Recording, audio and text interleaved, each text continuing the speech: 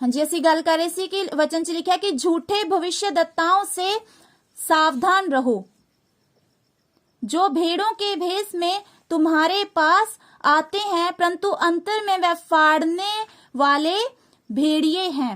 परमेश्वर कहता कि झूठे भविष्यद्वक्ता तो की रहना तुसी सावधान। और सावधान शब्द का की अर्थ आ? सावधान अगे खतरा आ। आत्मिक जीवन च भी प्रभु कहता सावधान हो जो अगे की आ खतरा आ। उस खतरे च असी की उत्थे जदों असी रोड दे चिन्ह देखीदा सानू बड़ी आसानी दे नाल पता चल जांदा हाँ भी अगे की आ डेंजरस आ। पर इत्थे असी जिहड़ा परमेश्वर सानू कह रहा प्रभु कहता औखा आ। इहो जे भविष्यद्वक्ता नू की आ जांचना परखना औखा आ क्योंकि वो किहो जे आ वो की है भेड़िए हैगे आ पर उन्होंने खल किद्दां दी पाई हुई आ भेड़ वाली ही खल पाई आ। मतलब कि अंदरों कुछ हो रहा ते बाहरों देखण नू किद्दां दे लगदे आ कुछ होर लगदे आ। सो सोचो कितना मुश्किल होगा इहो जे लोकां नू देखना लभना कि ये सच्चा आ कि झूठा आ। प्रभु जे सच्चा कि झूठा क्योंकि वो देखण नू तुहानू किद्दां दा लगूगा सच्चा ही लगूगा कि ये प्रभु दा सच्चा प्रचारक हैगा आ।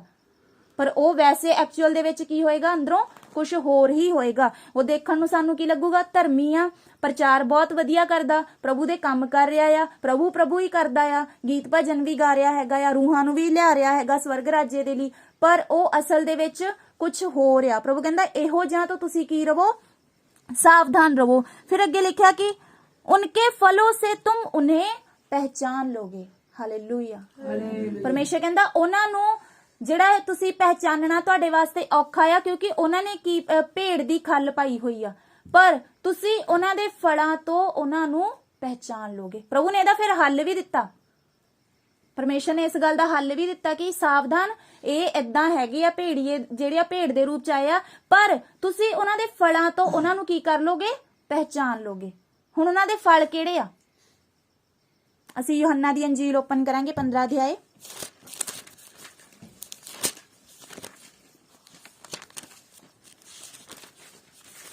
नवे नियम च चौथी अंजील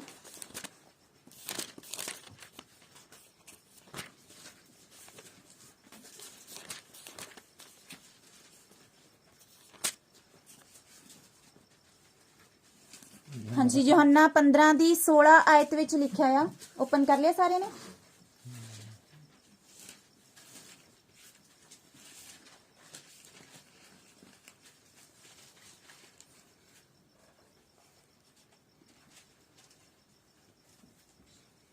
हाँ जी 15 दी 16 मैं रीड करन जा रही हूं। प्रभु यीशु मसीह की कहते तुमने मुझे नहीं चुना परंतु मैंने तुम्हें चुना है कि तुम्हें नियुक्त किया कि तुम जाकर फल लाओ और तुम्हारा फल बना रहे कि तुम मेरे नाम से जो कुछ पिता से मांगो वह तुम्हें दे। हालेलुया। इथे प्रभु यीशु मसीह की कह रहा कि तुमने मुझे नहीं चुना परंतु मैंने तुम्हें चुना है। प्रभु इथे कह रहा कि मैं तुहानू चुनिया आ। क्यों चुनिया आ? तुहानू मैं नियुक्त कीता आ। प्रभु ने दास ठहराया परमेश्वर ने वो विश्वासी ठहराया हर एक नू वो सेवा दिती आ कि तुसी की करना जाके फल लैके आउणा। सो फल की आ जिहड़ा सी किसे नू विश्वास च लैके आउने आ और वो फल लिखा तुहाडा बनिया रवे। सो फल की होया? कलीसिया। जेड़ा एक प्रचारक जेड़ा एक दास किसे विश्वासी नू विश्वास विच लैके आउंदा ओहदा की आ? फल आ। हालेलुया। हुण वापस असीं आउने इधर मत्ती दी अंजील 7 अध्याय ओहदी आपां 15 दे विच वापस आउने आ। उत्थे गल कर रहे सी आपां फल दे बारे। लिखिया 16 आयत विच मत्ती दी अंजील 7 अध्याय ओहदी 16 च लिखिया उनके फलों से तुम उन्हें पहचान लोगे। एक प्रचारक नू तुसी की आ छेती पहचान नहीं सकदे हैगे। क्यों? क्योंकि ओनू पता आ कि मैं नोटिस होना आ मैनू कलीसिया नोटिस करदी मैनू अविश्वासी लोग नोटिस करदे आ इसलिए मैं समाज दे सामने किद्दां रहना बड़ा ही धर्मी बन के रहना आ क्योंकि मैं मेरे परिवार नू मेरे जो आना जाना बोलना चलना वो लोग नोटिस करदे आ और जे मैं सही तरीके नाल ना सामने नहीं चलूगा मेरे कोल क्यों आउणगे। मतलब कि वो दिखावा कर सकदा आ वो ढोंग रचा सकदा आ। एक प्रचारक जिहड़ा आ वो इदां कर सकदा आ कि वो नकली प्रचारक आ जिहड़ा नकलीपन अपना दिखा सकदा आ ओनू असीं जज करना साडे वास्ते औखा आ। पर प्रभु कहंदे तुसीं उन्हां दे फलां तो उन्हां नू पहचान सकदे आ। मतलब जेड़ी कलीसिया च प्रचारक प्रभु ने खड़ा कीता वो कलीसिया किदां दी आ। ਉਹਦਾ ਉੱਠਣਾ ਬੈਠਣਾ ਬੋਲਣਾ ਚੱਲਣਾ ਕਿੱਦਾਂ ਦਾ ਆ? ਕੀ ਉਹ ਪ੍ਰਭੂ ਦੇ ਵਚਨ ਦੇ ਅਨੁਸਾਰ ਕਲੀਸਿਆ ਹੈਗੀ ਆ? ਅਸੀਂ ਉਹਦੇ ਫਲਾਂ ਤੋਂ, ਜਿਹੜੇ ਫਲ ਉਹ ਪ੍ਰਭੂ ਯਿਸੂ ਮਸੀਹ ਦੇ ਵਿੱਚ ਲੈ ਕੇ ਆਏ ਆ, ਜਿਨ੍ਹਾਂ ਕਲੀਸਿਆਵਾਂ ਨੂੰ, ਜਿਹੜੀਆਂ ਰੂਹਾਂ ਨੂੰ ਉਹ ਕਹਿੰਦੇ ਆ ਕਿ ਅਸੀਂ ਇਹਨਾਂ ਰੂਹਾਂ ਨੂੰ ਬਚਾ ਕੇ ਲਿਆਏ ਆ ਪ੍ਰਭੂ ਦੇ ਵਿੱਚ, ਕਿ ਉਹ ਬਚਾਈਆਂ ਹੋਈਆਂ ਰੂਹਾਂ ਜਿਹੜੀਆਂ ਆ ਉਹ ਫਲਦਾਰ ਹੈਗੀਆਂ, ਉਹ ਮਿਠਾਸ ਵਾਲੀਆਂ ਹੈਗੀਆਂ, ਉਹ ਰਸਦਾਰ ਹੈਗੀਆਂ ਰੂਹਾਂ। ਪਰਮੇਸ਼ਰ ਕਹਿੰਦਾ ਉਹਨਾਂ ਦੇ ਫਲਾਂ ਤੋਂ ਤੁਸੀਂ, ਉਹ ਹੋ ਸਕਦਾ ਉਹ ਪ੍ਰਚਾਰਕ ਢੋਂਗ ਕਰੇ ਤੁਹਾਡੇ ਸਾਹਮਣੇ ਧਰਮੀ ਹੋਣ ਦਾ, ਪਰ ਕਲੀਸਿਆ ਇੰਨੀ ਚੁਸਤ ਚਲਾਕ ਨਹੀਂ ਆ, ਉਹਨਾਂ ਨੂੰ ਤੁਸੀਂ ਫੜ ਸਕਦੇ। Hallelujah, hallelujah. ਸੋ ਦੇਖੋ ਕਿੰਨਾ ਈਜ਼ੀ ਪ੍ਰਭੂ ਨੇ ਦੱਸਿਆ। ਪ੍ਰਭੂ ਕਹਿੰਦਾ ਉਹਨਾਂ ਦੇ ਫਲਾਂ ਤੋਂ ਤੁਸੀਂ ਉਹਨਾਂ ਨੂੰ ਕੀ ਕਰ ਸਕਦੇ ਆ? ਪਹਿਚਾਨ ਸਕਦੇ ਆ ਵੀ ਜਿਹੜੇ ਬੂਟੇ ਨੂੰ ਇਹ ਫਲ ਲੱਗੇ ਆ ਉਹ ਬੂਟਾ ਕਿੱਦਾਂ ਦਾ ਆ। ਹਾਲੇਲੂਇਆ। ਅੱਗੇ ਆਪਾਂ ਰੀਡ ਕਰਾਂਗੇ।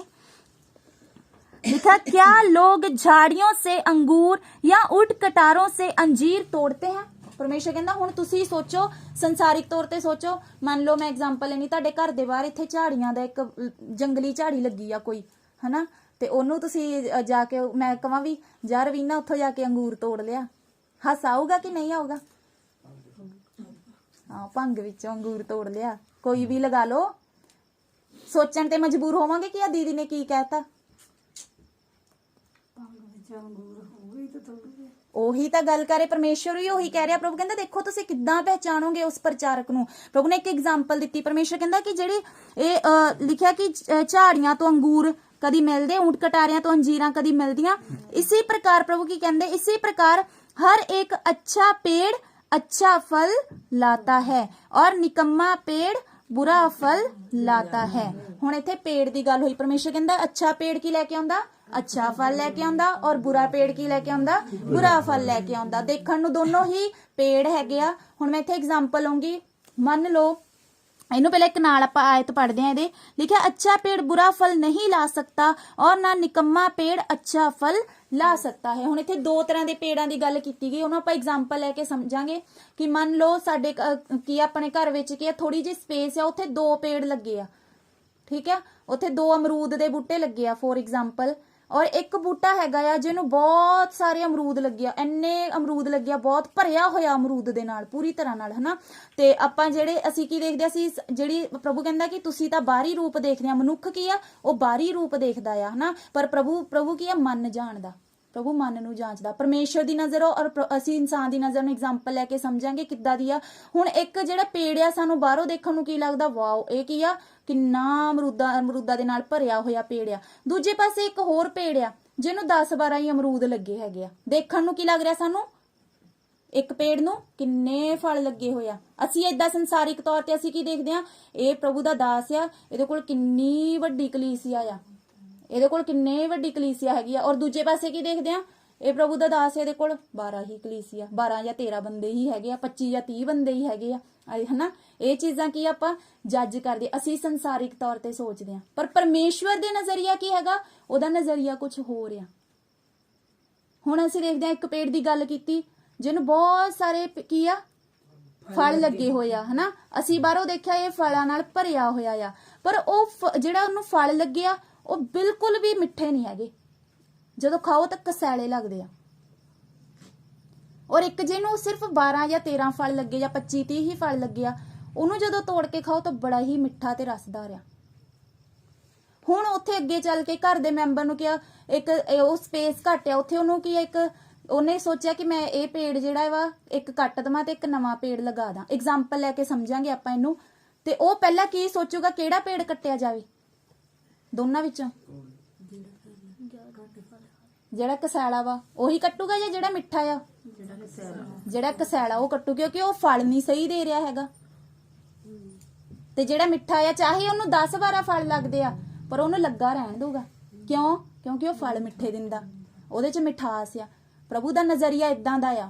ਪ੍ਰਭੂ ਕਲੀਸਿਆ ਨੂੰ ਕਿੱਦਾਂ ਦੇਖਦਾ? ਉਹਨਾਂ ਦੇ ਅੰਦਰੋਂ।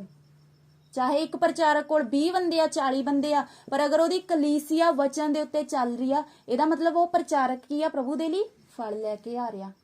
ਉਹ ਫਲ ਮਿੱਠੇ ਆ, ਉਹ ਕਲੀਸਿਆ ਨੂੰ ਬਹਿਣਾ ਉੱਠਣਾ ਬੋਲਣਾ ਚੱਲਣਾ ਆਉਂਦਾ ਆ। ਤੇ ਇੱਕ ਪ੍ਰਚਾਰਕ ਜਿਹਦੇ ਕੋਲ ਭੀੜ ਦੀ ਭੀੜ ਆ, ਪਰ ਕੋਈ ਵੀ ਸਵਾਦ ਵਾਲਾ ਹੈ ਹੀ ਨਹੀਂ। ਤੁਸੀਂ ਉਹਨਾਂ ਦੀ ਕਲੀਸਿਆਵਾਂ ਤੋਂ ਉਹਨਾਂ ਨੂੰ ਜੱਜ ਕਰ ਸਕਦੇ ਆ ਕਿ ਉਹ ਪੇੜ ਕਿੱਦਾਂ ਦਾ ਹੋ ਜਿਹਨੂੰ ਉਹ ਫਲ ਲੱਗੇ ਆ। ਫਿਰ ਅੱਗੇ ਆਪਾਂ ਪੜਾਂਗੇ। ਲਿਖਿਆ 18 ਆਇਤ ਦੇ ਵਿੱਚ, अच्छा पेड़ बुरा फल नहीं ला सकता और ना निकम्मा पेड़ अच्छा फल ला सकता है। जो जो पेड़ अच्छा फल नहीं लाता वह काटा और आग में डाला जाता है। हालेलੂया।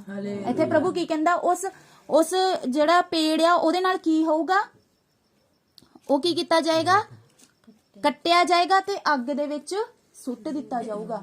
ਹੁਣ ਅਗਰ ਆਪਾਂ ਐਗਜ਼ਾਮਪਲ ਲਈ ਸੀ ਕਿ ਜਦੋਂ ਉਹਨੇ ਪੇੜ ਨੂੰ ਕੱਟਣਾ ਹੋਊਗਾ, ਉਹ ਕਿਹੜਾ ਪੇੜ ਕੱਟੂਗਾ, ਜਿਹਦੇ ਫਲ ਸਹੀ ਨਹੀਂ ਹੈਗੇ। ਤੇ ਜਦੋਂ ਫਿਰ ਪੇੜ ਦੇ ਉੱਤੇ ਕੁਹਾੜਾ ਲੱਗੂਗਾ ਤਾਂ ਫਲ ਵੀ ਨਾਲ ਕੱਟੇ ਜਾਣੇ ਕਿ ਨਹੀਂ, ਕੱਟੇ ਜਾਣਗੇ ਕਿ ਨਹੀਂ। ਇਸ ਲਈ ਅਲਰਟ ਹੋ ਜਾਓ। ਪਰਮੇਸ਼ਰ, ਮੈਂ ਸ਼ੁਰੂ ਚ ਕਿਹਾ ਕਿ ਵਚਨ ਦੇ ਵਿੱਚ ਆਇਤ ਕੀ ਆਈ ਆ, ਸਾਵਧਾਨ, ਅੱਗੇ ਖਤਰਾ ਆ। ਕਿਹੜੇ ਪੇੜ ਤੇ ਫਲ ਲੱਗਾ ਆ, ਉਹਦੇ ਲਈ ਤੁਸੀਂ ਕੀ ਹੋ ਜਾਓ, ਸਾਵਧਾਨ ਹੋ ਜਾਓ, ਕਿਉਂਕਿ ਜਦੋਂ ਪੇੜ ਕੱਟਿਆ ਜਾਣਾ ਤੇ ਨਾਲ ਹੀ ਫਲ ਵੀ ਕੱਟੇ ਜਾਣੇ ਆ। ਜਿਹੜੀ ਕਲੀਸਿਆ ਉਸ ਗਲਤ ਪ੍ਰਚਾਰਕ ਦੇ ਨਾਲ ਜੁੜੀ ਹੋਈ ਆ, ਅਗਰ ਪ੍ਰਚਾਰਕ ਨਰਕ 'ਚ ਆ ਤਾਂ ਉਹ ਕਲੀਸਿਆ ਵੀ ਕਿੱਥੇ ਮਿਲਣੀ ਆ, ਨਰਕ ਵਿੱਚ ਹੀ ਮਿਲਣੀ ਆ। ਹਾਲੇਲੂਇਆ। ਅਸੀਂ ਇਹਨੂੰ ਵਚਨ ਆਪਾਂ ਪੜਾਂਗੇ, ਯਰਮੀਆ ਦੀ ਬੁੱਕ ਆਪਾਂ ਕੱਢਾਂਗੇ 14 ਅਧਿਆਏ ਪੁਰਾਣੇ ਨੇਮ ਦੇ ਵਿੱਚ।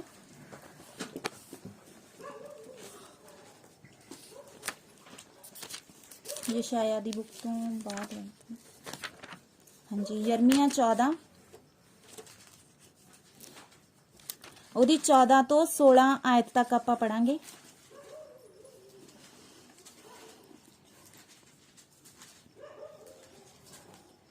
ओपन कर लिया सारे ने? हाँ जी, ਇਹਦੇ लिखा, तब यहोवा ने मुझसे कहा, ये भविष्यद्वक्ता मेरा नाम लेकर झूठी भविष्यवाणी करते हैं। मैंने उनको ना तो भेजा और ना कुछ आज्ञा दी और ना उनसे कोई भी बात कही। वह तुम लोगों से दर्शन का झूठा दावा करके अपने ही मन से व्यर्थ और धोखे की भविष्यवाणी करते हैं। इस कारण जो भविष्यद्वक्ता मेरे बिना भेजे मेरा नाम लेकर भविष्यवाणी करते हैं कि इस देश में ना तो तलवार चलेगी और ना महंगी होगी, उनके विषय में यहोवा यूं कहता है, ये भविष्यद्वक्ता आप तलवार और महंगी के ਦੁਆਰਾ ਨਸ਼ਟ ਕੀਏ ਜਾਣਗੇ। ਹਾਲੇਲੂਇਆ। ਪਰਮੇਸ਼ਰ ਇੱਥੇ ਕੀ ਕਹਿ ਰਿਹਾ, ਇਹੋ ਜਿਹੇ ਭਵਿੱਖਦੱਤਾ ਦੇ ਬਾਰੇ ਗੱਲ ਕੀਤੀ ਜਾ ਰਹੀ ਆ, ਮਤਲਬ ਇਹੋ ਜਿਹੇ ਪ੍ਰਚਾਰਕਾਂ ਦੇ ਬਾਰੇ ਗੱਲ ਕੀਤੀ ਜਾ ਰਹੀ, ਜਿਹੜੇ ਪ੍ਰਚਾਰ ਕੀ ਕਰਦੇ, ਤੁਹਾਡੇ ਨਾਲ ਸਭ ਕੁਝ ਕੀ ਹੋਊਗਾ, ਅੱਛਾ ਹੀ ਅੱਛਾ ਹੋਊਗਾ, ਤੁਹਾਡੇ ਨਾਲ ਸਭ ਕੁਝ ਵਧੀਆ ਹੀ ਵਧੀਆ ਹੋਊਗਾ। ਕਿਉਂਕਿ ਦੇਖੋ ਇੱਥੇ ਕੀ ਲਿਖਿਆ ਵਾ, ਇਹ ਆਪਾਂ ਪੜ੍ਹਦੇ ਦੇ ਵਿੱਚ ਲਿਖਿਆ 15 ਆਇਤ ਦੇ ਵਿੱਚ, ਇਸ ਦੇਸ਼ में ਉਹ ਕੀ ਭਵਿੱਖਬਾਣੀਆਂ ਕਰਦੇ ਆ। ਪ੍ਰਭੂ ਕਹਿੰਦਾ ਹੋ ਸਕਦਾ ਉਸ ਦੇਸ਼ ਨੂੰ ਮੈਂ ਆਪਣੇ ਕ੍ਰੋਧ ਦੇ ਕਾਰਨ ਨਸ਼ਟ ਕਰਨਾ ਹੋਵੇ, ਹੋ ਸਕਦਾ ਉਸ ਕਲੀਸਿਆ ਦੇ ਕਿਸੇ ਵਿਅਕਤੀ ਨੂੰ ਜਿਹੜਾ ਆਪਣੇ ਪਾਪ ਤੋਂ ਤੌਬਾ ਨਹੀਂ ਕਰ ਰਿਹਾ, ਪਾਪ ਵੱਲੋਂ ਪੈਰ ਨਹੀਂ ਪਿੱਛੇ ਹਟਾ ਰਿਹਾ, ਹੋ ਸਕਦਾ ਮੈਂ ਉਹਦੇ ਉੱਤੇ ਸਜ਼ਾ ਭੇਜਣੀ ਹੋਵੇ, ਮੈਂ ਉਹਦੇ ਬਾਰੇ ਕੋਈ ਗੱਲ ਕਰਕੇ ਉਹਨੂੰ ਅਲਰਟ ਕਰਾਂ। ਪਰ ਉਹ ਪ੍ਰਚਾਰਕ ਕੀ ਸੋਚੂਗਾ, ਨਹੀਂ ਨਹੀਂ, ਜੇ ਮੈਂ ਕਲੀਸਿਆ 'ਚ ਏਦਾਂ ਦਾ ਪ੍ਰਚਾਰ ਕਰਤਾ ਮੇਰੇ ਕੋਲ ਤਾਂ ਬੰਦੇ ਹੀ ਨਹੀਂ ਆਉਣੇ। ਸਮਝ ਰਹੇ ਹੋ? ਉਹ ਪ੍ਰਚਾਰਕ ਕੀ ਕਹੂਗਾ, ਨਹੀਂ ਨਹੀਂ ਵੀ ਮੈਂ ਜੇ ਕੀ ਆ ਏਦਾਂ ਦਾ ਗਲਤ ਨਹੀਂ, ਜਿਹੜਾ ਮੈਂ ਕੀ ਆ ਸਟਰੋਂਗ ਪ੍ਰਚਾਰ ਕਰਤਾ, ਸੱਚ ਬੋਲ ਦਿੱਤਾ, ਲੈ ਵੀ ਭਾਈ ਤੂੰ ਆ ਗਲਤੀ ਨਹੀਂ ਸੁਧਾਰਿਆ, ਤੈਨੂੰ ਪ੍ਰਭੂ ਕੀ ਆ ਇਹ ਸਜ਼ਾ ਦੇਣਗੇ। ਤੇ ਉਹ ਜੇ ਦੱਸੂਗਾ ਤਾਂ ਜਿਹੜੀ ਕਲੀਸਿਆ ਉਹ ਸੁਧਾਰ ਕਰੂਗੀ। ਪਰ ਉਹ ਇਸ ਕਰਕੇ ਨਹੀਂ ਦੱਸ ਰਿਹਾ, ਕਿਉਂ? ਕਿਉਂਕਿ ਉਹ ਇਹ ਕਹਿੰਦਾ ਕਿ ਜੇ ਮੈਂ ਬੰਦਿਆਂ ਨੂੰ ਏਦਾਂ ਦੱਸ ਦਿੱਤਾ ਤਾਂ ਉਹ ਮੇਰੀ ਕਲੀਸਿਆ ਚੋਂ ਭੱਜ ਹੀ ਨਾ ਜਾਣ, ਹਨਾ। ਦੇਖੋ ਇੱਥੇ ਕੀ ਲਿਖਿਆ, ਉਹ ਕਹਿੰਦਾ ਹੈ ਕਿ ਵह भविष्यद्वक्ता क्या भविष्यवाणी करते हैं। 15 ਦੇ ਆਪਾਂ ਪढ़ रहे सी। इस कारण जो भविष्यद्वक्ता मेरे बिना भेजे मेरा नाम लेकर भविष्यवाणी करते हैं, की भविष्यवाणी कर दिया कि इस देश में ना तो तलवार चलेगी और ना महंगी होगी, मतलब कि ਕੋਈ ਵੀ ਹਾਨੀ ਨਹੀਂ ਹੋਊਗੀ ਇਸ ਦੇਸ਼ ਨੂੰ, ਕੋਈ ਵੀ ਇਸ ਦੇਸ਼ ਦੇ ਵਿਰੁੱਧ ਚ ਕੋਈ ਗੱਲ ਨਹੀਂ ਹੋਊਗੀ, ਮਤਲਬ ਵਧੀਆ ਵਧੀਆ ਦੇਸ਼ ਦੇ ਲਈ ਬੋਲਦੇ ਪਏ ਆ, ਹਨਾ। ਫਿਰ ਲਿਖਿਆ उनके विषय यहोवा यूं कहता है वह भविष्यद्वक्ता आप तलवार और महंगी के द्वारा ਨਸ਼ਟ ਕੀਏ ਜਾਣਗੇ। ਪ੍ਰਭੂ ਕਹਿੰਦਾ ਜਿਹੜੇ ਇਦਾਂ ਦੱਸਦੇ ਨਹੀਂ ਨਾ, ਸਹੀ ਪ੍ਰਚਾਰ ਨਹੀਂ ਕਰਦੇ, ਜੋ ਮੈਂ ਕਹਿਣਾ ਉਹ ਸਹੀ ਨਹੀਂ ਦੱਸਦੇ, ਵਿੱਚ ਫਿਲਟਰ ਲਾ ਕੇ ਦੱਸਦੇ, ਵਧੀਆ ਗੱਲਾਂ ਹੀ ਦੱਸਦੇ ਆ ਕਲੀਸਿਆ ਨੂੰ, ਪ੍ਰਭੂ ਕਹਿੰਦਾ ਉਹਨਾਂ ਨੂੰ ਫਿਰ ਉਹੀ ਸਜ਼ਾ ਨਾਲ ਮੈਂ ਮਾਰੂੰਗਾ। ਅੱਗੇ ਆਪਾਂ ਰੀਡ ਕਰਾਂਗੇ 16 ਚ, और जिन लोगों से वह भविष्यवाणी कहते हैं। ਹੁਣ ਇੱਥੇ ਗੱਲ ਕੀ ਆਈ, ਜਿਹੜੇ ਲੋਕਾਂ ਨੂੰ ਉਹ ਕੀ ਕਰਦੇ ਆ, ਭਵਿੱਖਬਾਣੀ ਦੱਸਦੇ, ਮਤਲਬ ਜਿਹੜੀ ਕਲੀਸਿਆ ਉਸ ਪ੍ਰਚਾਰਕ ਦੇ ਨਾਲ ਜੁੜੀ ਹੋਈ ਆ।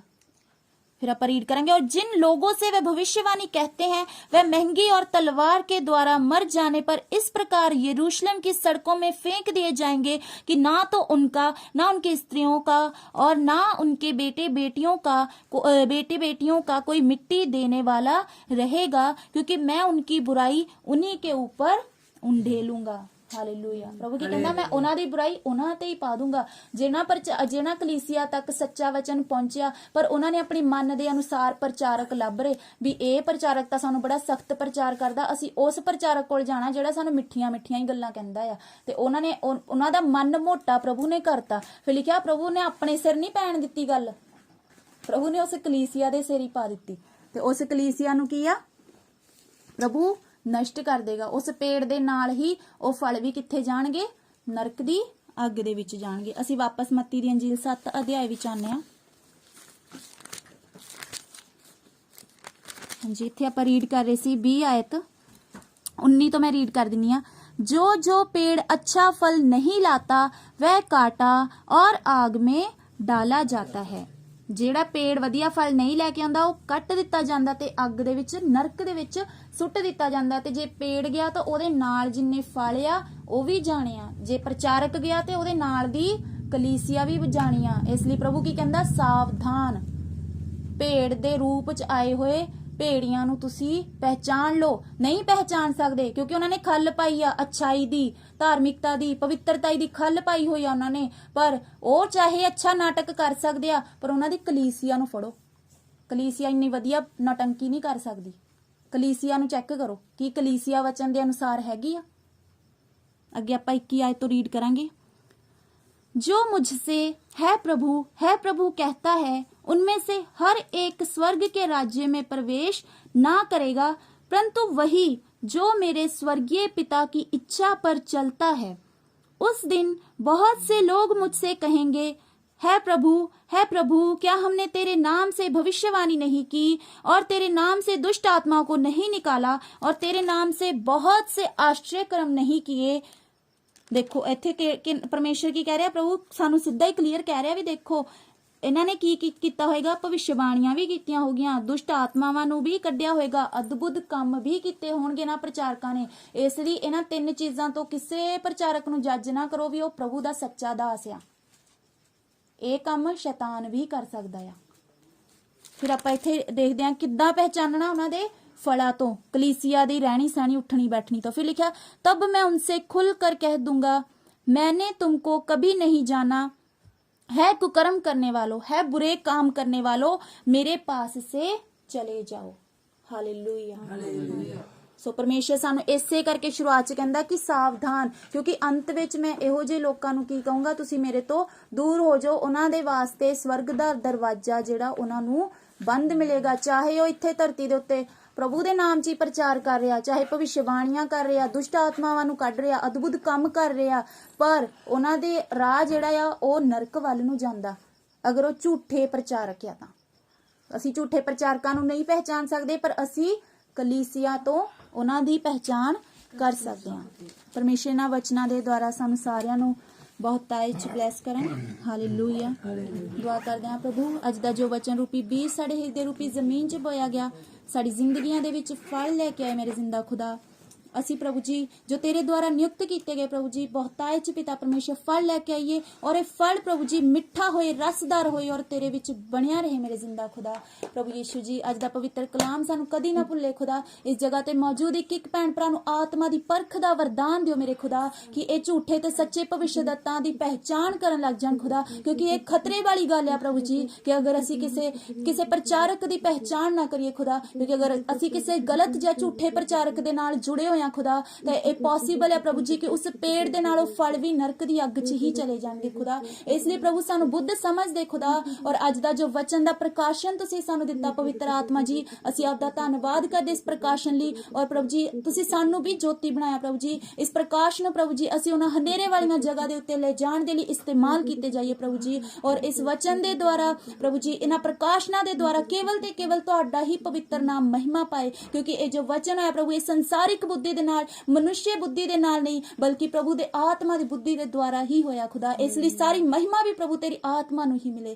ਧੰਨਵਾਦ ਪਿਤਾ ਪ੍ਰਭੂ ਯੀਸ਼ੂ ਜੀ, ਆਪਦੇ ਪਵਿੱਤਰ ਸਾਮਰਥੀ ਔਰ ਜ਼ਿੰਦਾ ਨਾਮ ਵਿੱਚ ਮੰਗਦੇ ਹਾਂ, ਆਮੀਨ।